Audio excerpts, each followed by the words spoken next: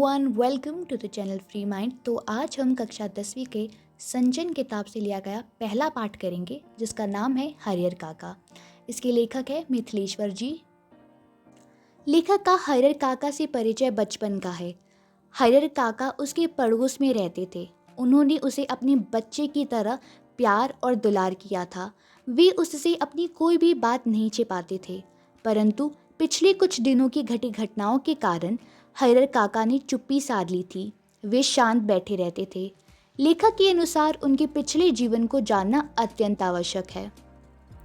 तो जो हरिहर काका थे ना, वो लेखक को बचपन से ही बहुत ज़्यादा प्यार करते थे, क्योंकि जो हरिहर काका की कोई संतान नहीं थी, इस वजह से। और जो लेखक है वो हरिहर काका को बचपन से ही जानते हैं। तो अब हम देखेंगे आगे कहानी में कि हरिहर काका के साथ ऐसा क्या होता है कि वो एकदम चुप चुप से रहने लग जाते हैं। उनके साथ ऐसी कौन सी घटना घटित होती है जिसकी वजह से वो चुप्पी साध लेते हैं। लेखक का गांव कस्बाई शहर आरा से 40 किलोमीटर की दूरी पर है। आरा बिहार में, तो ये बिहार की कहानी है, ठीक है। हसन बाजार बस स्टैंड के पास है। गांव की कुल आबादी 2,500-3 हजार है। वे लेखक के गांव के ही रहने वाले थे। जो हरिहर काका थे वो लेखक के गांव के ही रहने वाले थे, और उनके पूरे गांव की आबादी कुल 2,500 से 3 हजार होगी। गांव में 3 प्रमुख स्थान हैं।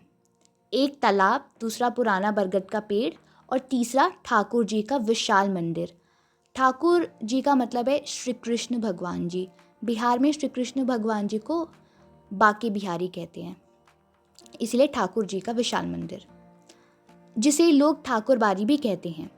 यह मंदिर गांव वालों के लिए बहुत महत्वपूर्ण है। ठाकुर बाड़ी की स्थापना कब हुई, इसका किसी को भी विशेष ज्ञान नहीं है।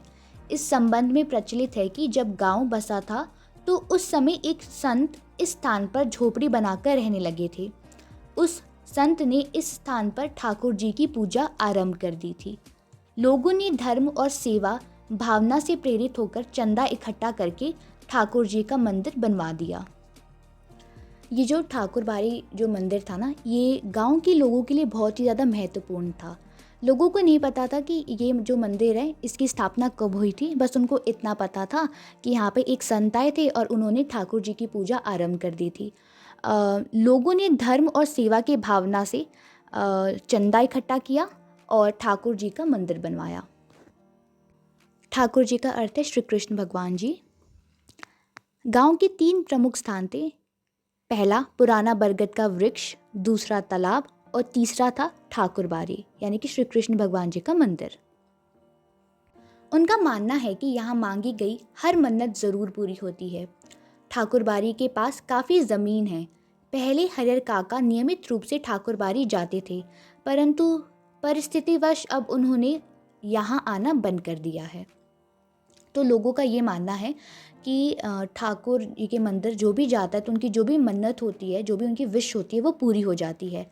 जो हरिहर काका थे ना, वो पहले ठाकुर बाड़ी जाते थे, मंदिर जाया करते थे, लेकिन अब परिस्थिति ऐसी हो गई है कि अब उन्होंने मंदिर जाना भी बंद कर दिया है, ठाकुर बाड़ी भी जाना बंद कर दिया है। हरिहर काका के 4 भाई हैं, सभी विवाहित हैं, उनके बच्चे भी बड़े हैं। हरिहर काका ने 2 शादियां की थी, परंतु बच्चे नहीं हुए थे। उनकी दोनों पत्नियों की मृत्यु हो गई थी, इस वजह से उनके बच्चे नहीं हुए थे। हरिहर काका के 4 भाई थे और चारों भाइयों की शादी हो गई थी, उनके बच्चे भी थे जो बड़े हो गए थे। हरिहर काका ने तीसरी शादी बढ़ती उम्र और धार्मिक संस्कारों के कारण नहीं की थी। वे अपने भाइयों के साथ रहने लगे थे। वे अपने भाइयों के परिवार के साथ ही रहते हैं। हरिहर काका के पास कुल 60 बीघे खेत हैं। प्रत्येक भाई के हिस्से 15 बीघे खेत हैं। परिवार के लोग खेती बाड़ी पर ही निर्भर हैं। भाइयों ने अपनी पत्नियों को हरिहर काका की अच्छी प्रकार सेवा करने के लिए कहा है। कुछ समय तक तो वे भली भांति उनकी सेवा करती रहती हैं, परंतु बाद में नहीं करती हैं। तो हरिहर काका थे ना, वो अपने भाइयों के साथ ही रहते थे, और उनके भाइयों ने अपनी पत्नियों को बता रखा था कि हरिहर काका की अच्छे तरीके से सेवा करनी है। उन्होंने ऐसा क्यों कहा था? उन्होंने ऐसा इसलिए कहा था क्योंकि जो उनके भाई थे हरिहर काका के, वो चाहते थे कि जो भी ज़मीन हरिहर काका के नाम पर है वो अपने नाम पर करवा ले।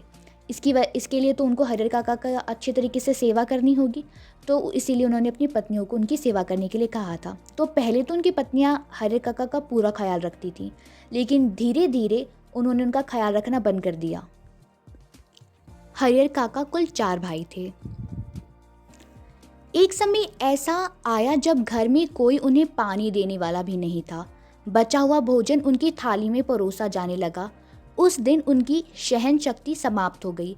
जब हरिहर काका के भतीजे का मित्र शहर से गांव आया, उसके लिए तरह तरह के स्वादिष्ट व्यंजन बनाए गए। काका ने सोचा कि उन्हें भी स्वादिष्ट व्यंजन खाने को मिलेंगे, परंतु ऐसा नहीं हुआ। उनको वही रूखा सूखा भोजन परोसा गया। हरिहर काका आग बबूला हो गए। उन्होंने थाली उठाकर आंगन में फेंक दी और बहुओं को खरी खोटी सुनाने लगे। ठाकुर बाड़ी के पुजारी उस समय मंदिर के कार्य के लिए दलान में ही उपस्थित थे। उन्होंने मंदिर पहुंचकर इस घटना की सूचना महंत को दी। तो अब हरिहर काका के जीवन में ऐसी परिस्थिति आ गई थी कि उनको कोई पानी पूछने वाला नहीं था। एक दिन क्या हुआ था कि हरिहर काका के भतीजे का मित्र शहर से गांव आया था। तो उस दिन घर में स्वादिष्ट व्यंजन बने थे, टेस्टी खाना बना था, और हरिहर काका को लगा कि उनको भी वो खाना मिलेगा, लेकिन उनको फिर से वही रूखा सूखा खाना दिया गया। हरिहर काका को अब बहुत ज़्यादा गुस्सा आया, वो एकदम आग बबूला हो गए। तो उन्होंने वो जो खाने की थाली थी उसको उठाकर आंगन में फेंक दिया। फिर उसके बाद उन्होंने बहुओं को भी बहुत ज़्यादा खरी खोटी सुनाया कि उन्होंने उनको फिर से रूखा सूखा खाना दिया। महंत ने इसे शुभ संकेत समझा और सारे लोग हरिहर काका के घर की तरफ निकल पड़े। महंत काका को समझाकर ठाकुरबाड़ी ले आए। उन्होंने संसार की निंदा शुरू कर दी और दुनिया को स्वार्थी कहने लगे तथा ईश्वर की महिमा का गुणगान करने लगे। महंत ने हरिहर काका को समझाया कि अपनी ज़मीन मंदिर के नाम लिख दो, जिससे तुम्हें बैकुंठ की प्राप्ति होगी तथा लोग तुम्हें हमेशा याद करेंगे। तो जैसे ये खबर महंत को पता चलती है ना, तो वो सभी लोगों को हरिहर काका के घर लेके जाता है और हरिहर काका को बहला फुसलाकर उनको ठाकुरबाड़ी लेके आ जाता है। फिर वो बताता है कि जो पूरा संसार है ये एक माया जाल है, आप इस संसार में मत पड़ो, आप जो अपनी ज़मीन है वो ठाकुरबाड़ी के नाम कर दो। तो यहाँ पर बेसिकली जो महंत है ना, वो हरिहर काका का जो माइंड है ना वो मैनिपुलेट करता है कि ये जो पूरी दुनिया ना एकदम इल्यूज़न है, ठीक है, आप इस दुनिया के चक्कर में मत पड़ो।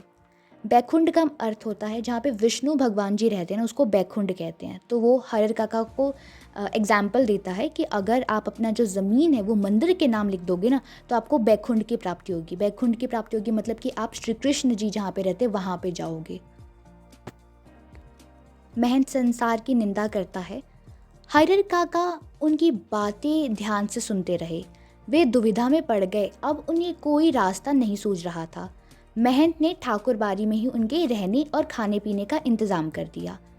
जैसे ही इस घटना की सूचना उनके भाइयों को लगी, वैसे ही वे उन्हें मनाने के लिए ठाकुरबाड़ी पहुंच गए, पर वे उन्हें घर वापस लाने में सफल ना हो सके। पर अगले ही दिन वे ठाकुरबाड़ी पहुँचे और काका के पांव पकड़कर रोने लगे। उनसे अपने दुर्व्यवहार के लिए माफ़ी मांगने लगे। तो जैसे ये खबर हरिहर काका के भाइयों को पता चली तो फिर वो ठाकुरबाड़ी पहुंच गए। पहली बार तो वो असफल होते हैं, फिर अगले दिन वापस जाते हैं और जो हरिहर काका है उनके पांव पकड़ लेते हैं, फिर उनको उनके सामने रोने लग जाते हैं। तो अपने भाइयों के आंसुओं को देखकर जो हरिहर काका थे ना, उनका दिल पसीज जाता है।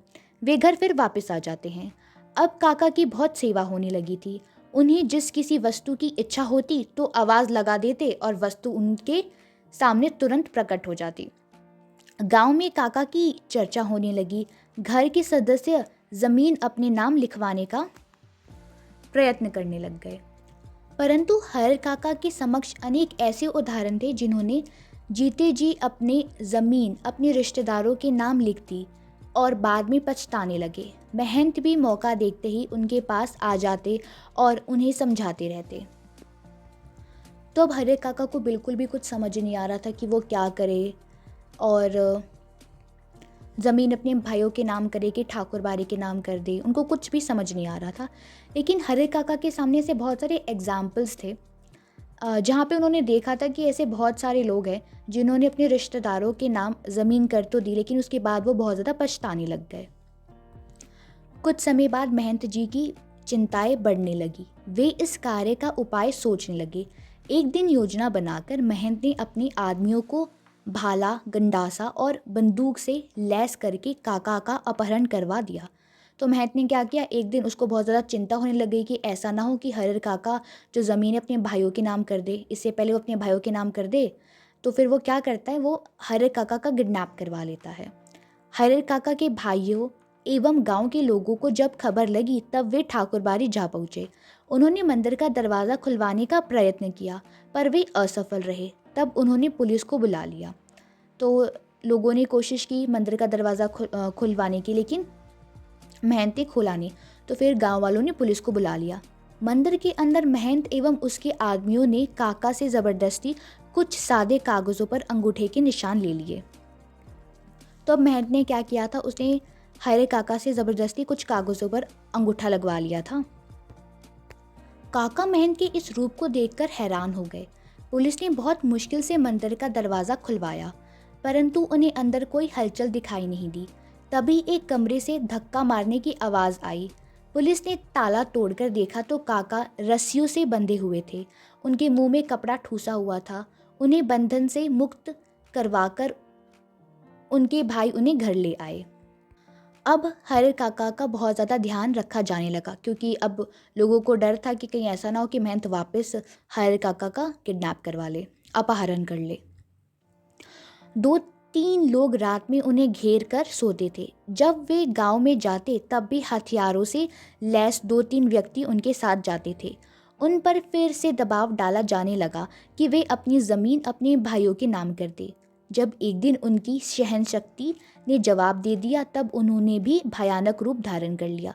तो जो हरिहर काका के भाई थे ना, उन्होंने बहुत कोशिश की हरिहर काका को मनाने की कि आप अपना जो ज़मीन है हमारे नाम कर दो, लेकिन एक दिन अब उनकी जितनी भी सहन शक्ति थी वो ख़त्म हो गई थी उनके भाइयों की। तो फिर वो क्या करते हैं, वो हरिहर काका को धमकाने लग जाते हैं। वो कहते हैं कि सीधे तरीके से तुम हमारे नाम ज़मीन कर दो, नहीं तो मार कर यहीं घर में ही गाड़ देंगे और गांव वालों को पता भी नहीं चलेगा। हरिहर काका ने जब साफ इनकार कर दिया तो उनके भाइयों ने उन्हें मारना शुरू कर दिया। हरिहर काका अपनी रक्षा के लिए चिल्लाने लगे। भाइयों ने उनके मुंह में फिर कपड़ा ठूस दिया। तो अब भाइयों ने हरिहर काका को वो मारने लग गए थे। तो फिर उसके बाद उन्होंने चिल्लाना शुरू किया। जैसे ही वो चिल्लाने लग गए तो उन्होंने फटाफट से उनके मुंह में कपड़ा ठूस दिया। उनके चिल्लाने की आवाज़ सुनकर गांव वाले इकट्ठा होने लग गए। महंत तक भी खबर पहुंच गई। वह पुलिस लेकर वहां आ पहुंचा।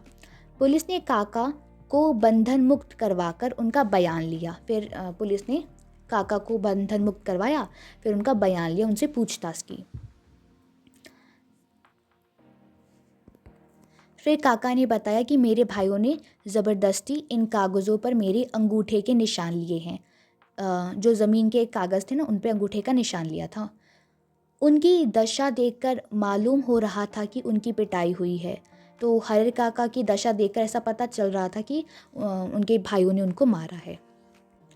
अब हरिहर काका ने पुलिस से सुरक्षा की मांग की। फिर हरिहर काका ने पुलिस को कहा कि आप मेरी सुरक्षा कीजिए। अब वे घर से अलग रह रहे हैं। उन्होंने अपनी सेवा के लिए एक नौकर रख लिया है। 2-4 पुलिसकर्मी उन्हें सुरक्षा दे रहे हैं और उनके पैसे पर मौज कर रहे हैं। एक नेताजी ने उनके समक्ष प्रस्ताव रखा है कि वे अपनी ज़मीन पर उच्च विद्यालय खोल दें, पर काका ने इनकार कर दिया। तो अब हरिहर काका ने अपने साथ एक नौकर रख लिया है। वो नौकर इनको खाना पीना बना कर देता है, उनकी सेवा करता है और पुलिसकर्मी भी उनकी सुरक्षा करते हैं। गांव में अफवाहों का बाजार गर्म हो रहा है। लोग सोचते हैं कि काका के मृत्यु के बाद महंत साधुओं एवं संतों को बुलाकर ज़मीन पर कब्जा कर लेगा।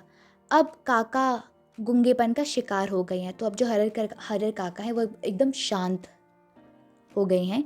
वे रिक्त आंखों से आकाश की ओर ताकते रहते हैं। तो जो हरिहर काका हैं वो एकदम शांत हो गए हैं। वो किसी से बातचीत नहीं करते हैं और हमेशा ही आसमान में, आकाश में ऐसे ही देखते रहते हैं। अब हरिहर काका का किसी भी व्यक्ति के ऊपर विश्वास नहीं रहता है, ना ही महंत के ऊपर, ना ही उनके भाइयों के ऊपर। अब हरे काका एकदम चुपचाप रहते हैं और आकाश की ओर देखते रहते हैं। मैं आशा करती हूँ कि आप सभी को ये पार्ट अच्छी तरीके से समझ में आ गया होगा। If you like the video please hit the like button and subscribe to my channel.